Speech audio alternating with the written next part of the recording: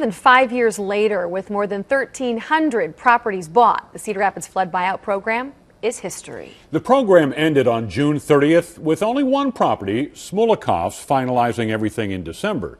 CBS 2 News reporter Marissa Scott is live downtown Cedar Rapids now with more. Marissa?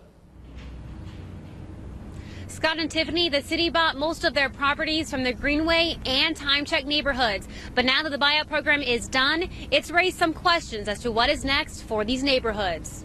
Some real terrific neighbors. They're all gone now. 6 years ago, Rick Ellis says his home was floating on water. You'd see mud all over the driveway, dead fish, stinks. Ellis says he has spent the last 5 years remodeling, including moving his garage back to its original space.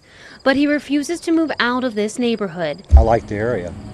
My wife was born here. I like it down here. I like an in-town acreage. After the 2008 flood, Ellis was offered $62,000 for his property. And that's not enough to replace our house. The city gave Ellis a building permit to help rebuild, something the city is putting on hold until flood protection is finalized. An ordinance regarding a moratorium on building permits and permits to increase the value of properties within a very, very specific area in the Northwest neighborhood. The intent with that moratorium is to maintain the status quo. The city says they want to limit new investment until the flood protection is confirmed, so property owners can't add on unless they appeal. Flood protection is probably one of the first things that's coming, or it's really important that it gets finished before we can do anything. Moving forward, he says the city hopes to work with the community to provide city parks or trails with the more than 100 acres they own. From the park perspective, we got a lot of acreage where we can really develop some amazing,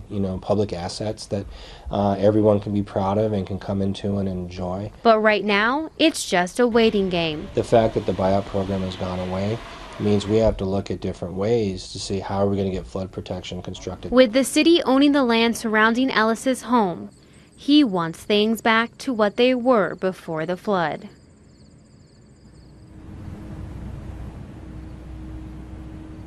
Now it could be another 5 to even 20 years until things are finalized. The city is also offering property owners a purchase agreement if they are interested in selling their home. Covering the corridor in Cedar Rapids, Marissa Scott, CBS 2 News. Marissa, thanks.